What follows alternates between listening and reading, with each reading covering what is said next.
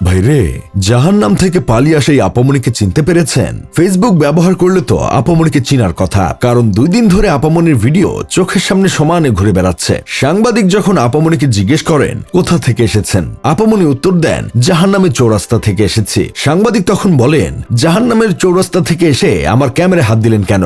জাহান্নামে ছিলেন সেখানেই থাকতেন। চিন্তা করেন অবস্থাটা। সাংবাদিক যেমন তার সাবজেক্টও তেমন। মূল ঘটনা হলো বিমানবন্দরে মোবাইল কোর্ট চলাকালীন সময় এক সাংবাদিক আপামনিকে ভিডিও করায় আপামনি রেগে যান এবং রেগে গিয়ে গাড়ি থেকে নেমে ক্যামেরার দিকে হাত দেন। এখন এই ঘটনা নিয়ে আলোচনা সমালোচনা দুইটাই হচ্ছে। কেউ আপামনির পক্ষ নিয়ে বলছেন বাংলাদেশে কাউয়ার চেয়ে সাংবাদিক বেশি, বাসের হেল্পাররাও এদের চেয়ে অনেক বেশি সভ্য, সম্ভবত শিক্ষাগত যোগ্যতাও অনেকের চেয়ে বেশি হবে। মেয়েটা ভুল স্বীকার করে শাস্তি স্বরূপ জরিমানা দিয়েছে, তারপরেও কেন ভিডিও করে একজন নারীকে পাবলিক করতে হবে? মেয়েটা কি এমন অন্যায় করেছিল যে সাংবাদিক মেয়েটার দিকে ক্যামেরা ঠাইসা ধরলো? মেয়েটা বারবার বলেছে তার অনুমতি না নিয়ে তার দিকে ক্যামেরা কেন ধরলো? খারাপ কি বলেছে? সাংবাদিক হলেই যে কোনো মেয়ের ছবি নিতে পারে, কোন আইনে আছে? মেয়ে বলেই সে চিৎকার করতে পারবে না? তার প্রতি অন্যায় হলেও সে চুপ করে থাকবে? কেউ বা সাংবাদিকের পক্ষ নিয়ে বলছেন যেহেতু এখানে মোবাইল কোর্ট বসেছিল সেহেতু সাংবাদিক চাইলেই এখানে থাকা যে কারো ফুটেজ নিতে পারে, তাই বলে ক্যামেরায় হাত দেওয়া সাংবাদিক দেওয়া এটা উচিত হয়নি। এইসব দেখে ফাপরবাজ টিভির সিনিয়র সাংঘাতিক আবুল বিন কাশেম বলছেন, সুন্দরী মেয়ে দেখলে সাংবাদিকের ক্যামেরা অটো ওপেন হয়ে যায়, পোশাকের নারীরা রাস্তায় হলেও লেন্স কাভার অটো ক্লোজ হয়ে যায়। ক্যামেরাম্যানের দোষ নাই। এখন আমার কথা হইলো, পুরো ভিডিও দেখলাম, কয়েকবার দেখার পরও বুঝতে পারিনি ঠিক কি কারণে সাংবাদিক মেয়েটার দিকে ক্যামেরা তাক করেছিল।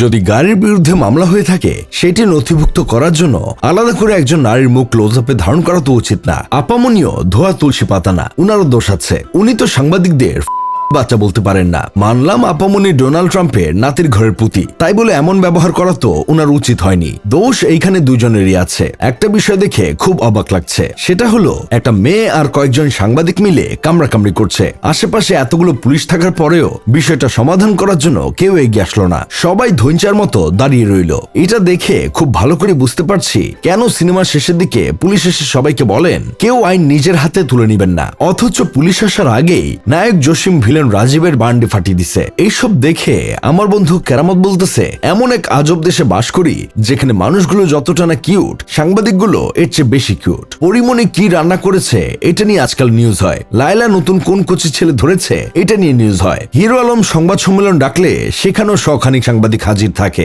অথচ একটা সময় সাংবাদিকদের মানুষ খুব সম্মানের চোখে দেখত, কারণ তারা সত্যটা তুলে ধরত। ক্রীড়া সাংবাদিক, বিনোদন সাংবাদিক কিংবা তাদের সবার লেখার গাঁথনি ছিল অসম্ভব রকম সুন্দর। মার্জিত ভাষায় কথা বলতো, ব্যক্তিগত আক্রমণ করা থেকে বিরত থাকতো। আর এখন সাংবাদিকতার নামে পাবলিক করা হয়। যাই হোক, শেষমেশ আমি গোলাম হোসেন একটা কাজের কথা কই, আসলে সব দোষ মার্ক জুকারবার্গের। সে যদি ফেসবুকে টাকা না দিত তাহলে সাংবাদিকরা ভিউয়ের জন্য মাইয়াদের পিছনে ছুটতো না, আর দেশে এত সাংবাদিকের পয়দাও হতো না।